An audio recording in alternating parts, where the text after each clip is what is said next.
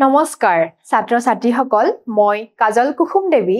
আজি মই তোমালোকৰ সৈতে আলোচনা কৰিম অষ্টম শ্ৰেণীৰ সমাজ বিজ্ঞানৰ ভূগোল খণ্ডৰ পৰা পাঠ 5 সাগৰ মহাসাগৰৰ অংশ 4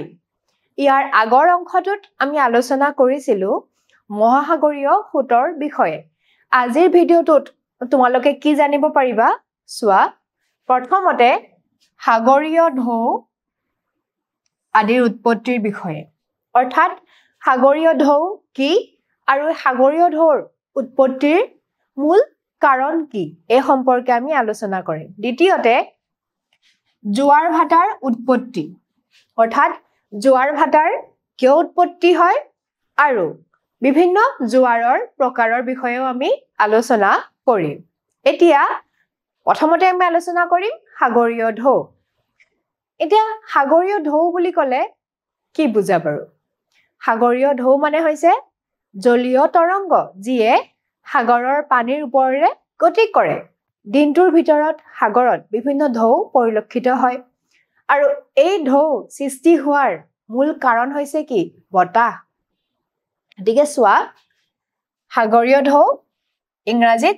কোৱা হয় সি ৱেভছ সাগৰৰ পানীভাগ সকলো সময়তে উঠানমা কৰি থকা দেখা যায় সাগৰৰ ওপৰেৰে প্ৰবাহিত বতাহৰ হেঁচাত সাগৰ পৃষ্ঠত ঢৌ বা তৰংগৰ সৃষ্টি হয় এতিয়া সাগৰৰ পানীভাগ সকলো সময়তে উঠানমা কৰি থাকে মানে সাগৰত স্বাভাৱিক ঢৌ আৰু বিভিন্ন ধৰণৰ গতি দেখা যায় সাগৰৰ পানীবোৰত আৰু এই যে সাগৰত ঢৌৰ সৃষ্টি হয় তাৰ কাৰণ কি সাগৰৰ ওপৰেৰে যি বতাহ বলে সেই বতাহৰ হেঁচাৰ ফলত সাগৰীয় ঢৌৰ সৃষ্টি হয় বতাহে পানীভাগ এফালৰ পৰা ঠেলি লৈ গৈ ঢৌৰ সৃষ্টি কৰে সাগৰৰ বুকুত জোৰেৰে বতাহ বলিলে প্ৰকাণ্ড ঢৌৰ সৃষ্টি হয় আৰু এই যে সাগৰৰ ওপৰত বতাহ বলে সেই ঢৌৱে পানীভাগ এফালৰ পৰা আনফাললৈ প্ৰবাহিত কৰে আকৌ সাগৰৰ ওপৰত যেতিয়া সেই বতাহৰ মাত্ৰা বেছি হয় প্ৰচণ্ড বতাহৰ যেতিয়া সৃষ্টি হয় তেতিয়া ঢৌৰ আকৃতিও ডাঙৰ হয় ঢৌ ডাঙৰ হয় যথেষ্ট গতিকে এই ধৰণে সাগৰত ঢৌৰ সৃষ্টি হয় কিয় বতাহৰ কাৰণে ইয়াৰ বাহিৰে সাগৰৰ তলিত উৎপত্তি হোৱা ভূমিকম্প আগ্নেয় উদগীৰণ আৰু জোৱাৰ ভাটাৰ বাবেও সাগৰত ঢৌৰ সৃষ্টি হয় বতাহৰ উপৰিও আন কিছুমান কাৰক আছে যাৰ ফলত সাগৰত ঢৌৰ সৃষ্টি হয় তাৰ ভিতৰত ভূমিকম্প যদি সাগৰৰ তলিত ভূমিকম্প হয় তেতিয়া তাৰ উপৰিও যেতিয়া আগ্নেয়গিৰি উদগীৰণ হ'ব তাৰ উপৰিও যেতিয়া জোৱাৰ ভাটাৰ সৃষ্টি হয় এইসমূহ কাৰকৰ বাবেও সাগৰত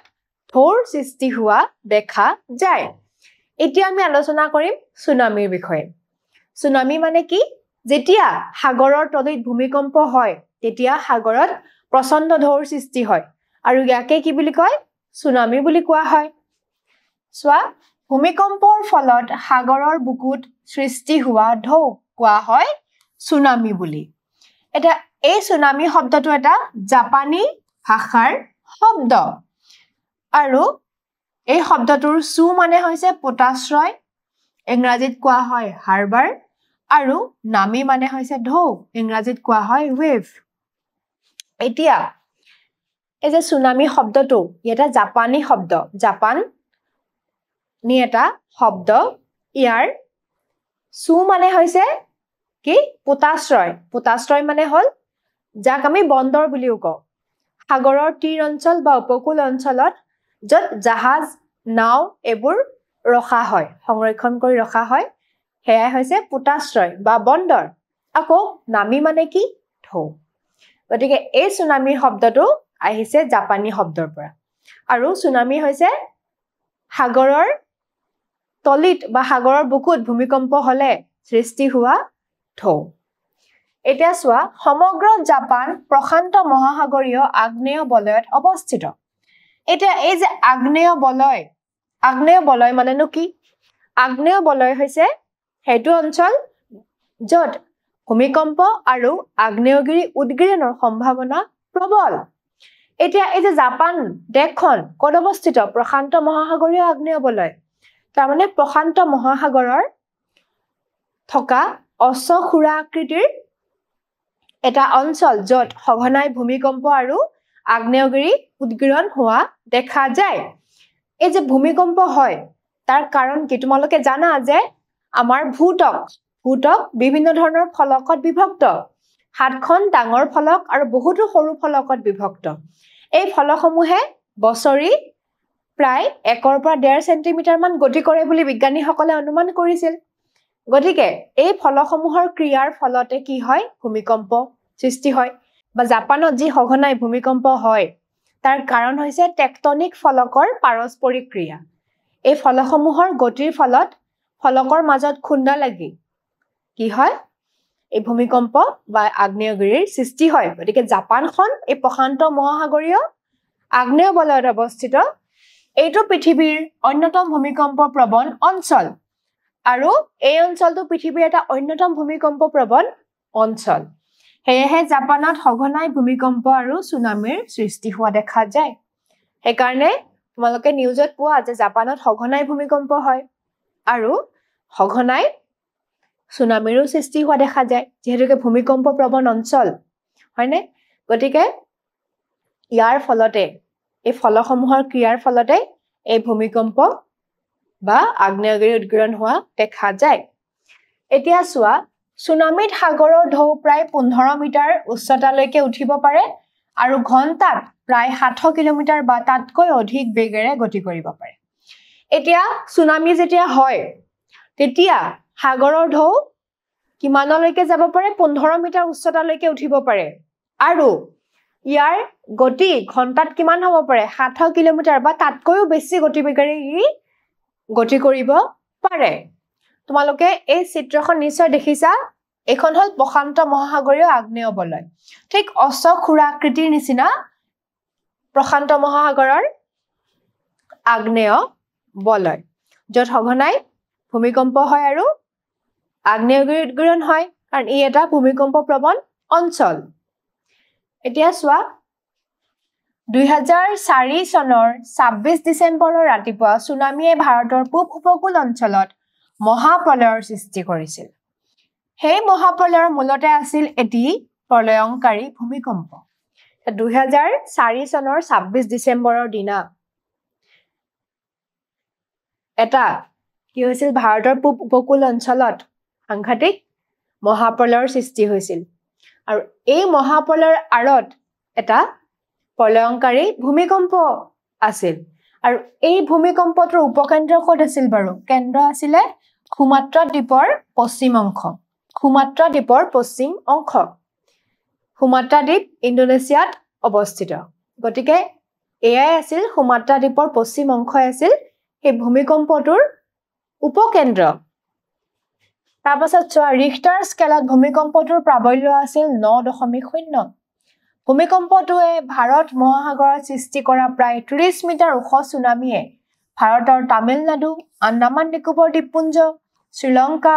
ইণ্ডোনেছিয়া আদি ঠাইৰ সাগৰৰ পাৰত বাস কৰা লাখ লাখ মানুহক গৃহহাৰা কৰিছিল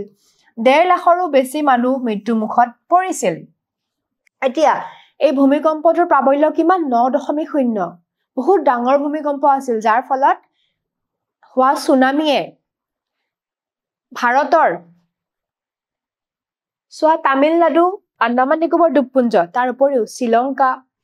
ইণ্ডোনেছিয়া এই ঠাইবোৰত সাগৰৰ পাৰত বাস কৰা লাখ লাখ মানুহক গৃহহাৰা কৰিছিল তাৰ উপৰিও বহুতো সম্পত্তিৰ লোকচান আৰু আন বিভিন্ন সমস্যাৰ সৃষ্টি হৈছিল এতিয়া এই সুনামিটোৰ উচ্চতা কিমান আছিল 30 মিটাৰ ওখ আমি অলপ আগতে পালো যে সুনামিৰ উচ্চতা সাধাৰণতে 15 মিটাৰ মানলৈকে যায় কিন্তু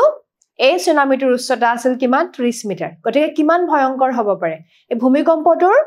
কিমান ডাঙৰ আছিল ৰিখটাৰ স্কেলত যাৰ প্ৰাবল্য আছিল 9.0 গতিকে ই ডাঙৰ এটা মহাপ্ৰলয় আছিল যাৰ ফলত বহুত মানুহ গৃহহাৰা হৈছিল বিভিন্ন সম্পত্তিৰ লোকচান হোৱা দেখা গৈছিল তাৰপিছত ভূমিকম্পটোৱে সৃষ্টি কৰা সুনামিৰ গতিবেগ আছিল ঘণ্টাত প্ৰায় 800 কিলোমিটাৰ ঘণ্টাত ইয়াৰ বেগ আছিল 800 কিলোমিটাৰ এতিয়া চোৱা আমি আলোচনা কৰিম জোৱাৰ ভাটাৰ বিষয়ে তোমালোকে জানানে জোৱাৰ ভাটা কি জোৱাৰ ভাটা হৈছে সাগৰ পৃষ্ঠৰ পানী উলম্বিকভাৱে উঠানমা কৰা যেটো কাৰ্য হেয়াই হল জোৱাৰ ভাটা আৰু এই জোৱাৰ ভাটাৰ সৃষ্টিৰ মূল কাৰণ হৈছে মহাকৰ্ষণ শক্তি আৰু পৃথিৱীয়ে আৱৰ্তন কৰাৰ ফলত সৃষ্টি হোৱা অপকেন্দ্ৰিক বল এই দুটাই হৈছে জোৱাৰ ভাটাৰ মূল কাৰণ এতিয়া চোৱা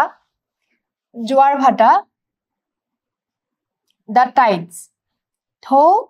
আৰু সুতৰ উপৰিও জোৱাৰ ভাটাও সাগৰৰ পানীৰ আন এক গতি সাধাৰণতে সাগৰৰ পানীত আমি ঢৌ দেখা পাওঁ সুত দেখা পাওঁ তাৰ উপৰিও আন এক গতি দেখা পাওঁ যি হল জোৱাৰ ভাটা দৈনিক দুবাৰকৈ হোৱা সাগৰৰ পানীৰ উত্থান পতন দিনটোৰ ভিতৰত সাগৰৰ পৃষ্ঠ দুবাৰকৈ উঠানমা কৰা যেটো কাৰ্য হেতু কোৱা হয় জোৱাৰ ভাটা সাধাৰণ ঢৌ বা সাধাৰণ সুত নহয় ই আন এক গতি হেয়াই হল জোৱাৰ ভাটা এতিয়া চোৱা জোৱাৰৰ সংঘটনৰ আঁৰৰ মূল কাৰকসমূহ প্ৰথমটো চোৱা পৃথিৱীৰ ওপৰত চন্দ্ৰ আৰু সূৰ্যৰ মহাকৰ্ষণ বল পৃথিৱীৰ ওপৰত চন্দ্ৰ আৰু সূৰ্যৰ যি আকৰ্ষণ তাৰ ফলত কি হয় সাগৰত জোৱাৰ ভাটাৰ সৃষ্টি হয় তাৰ উপৰিও চোৱা পৃথিৱীৰ আৱৰ্তনৰ বাবে সৃষ্টি হোৱা অপকেন্দ্ৰিক শক্তি এটা পৃথিৱীয়ে যেতিয়া আৱৰ্তন কৰে তেতিয়া পৃথিৱীৰ কেন্দ্ৰৰ পৰা এটা বাহ্যিক বলৰ সৃষ্টি হয় যাক কোৱা হয় অপকেন্দ্ৰিক শক্তি আৰু ইয়াৰ বাবেও কি হয় জোৱাৰ ভাটাৰ সৃষ্টি হয় এতিয়া চোৱা যদিও চন্দ্ৰ পৃথিৱীতকৈ সৰু তথাপিও পৃথিৱীৰ ওপৰত চন্দ্ৰৰ আকৰ্ষণৰ প্ৰভাৱ বেছি যদিও কিন্তু চন্দ্ৰ পৃথিৱীতকৈ সৰু কিন্তু পৃথিৱীৰ ওপৰত চন্দ্ৰৰ আকৰ্ষণৰ প্ৰভাৱ বেছি তাৰ কাৰণ কি জানানে কাৰণ ই পৃথিৱীৰ নিচে ওচৰতে অৱস্থিত চন্দ্ৰ আৰু পৃথিৱীৰ দূৰত্ব বহুত কম হেকাৰণে পৃথিৱীৰ ওপৰত ইয়াৰ আকৰ্ষণৰ প্ৰভাৱ বেছি দেখা যায় হেকাৰণেও জোৱাৰ ভাটাৰ সৃষ্টিত হয় পৃথিৱীয়ে আৱৰ্তন কৰি থাকোতে যেটো অংশ চন্দ্ৰৰ মুখামুখি হয় তাতেই আকৰ্ষণৰ প্ৰভাৱ বেছি এতিয়া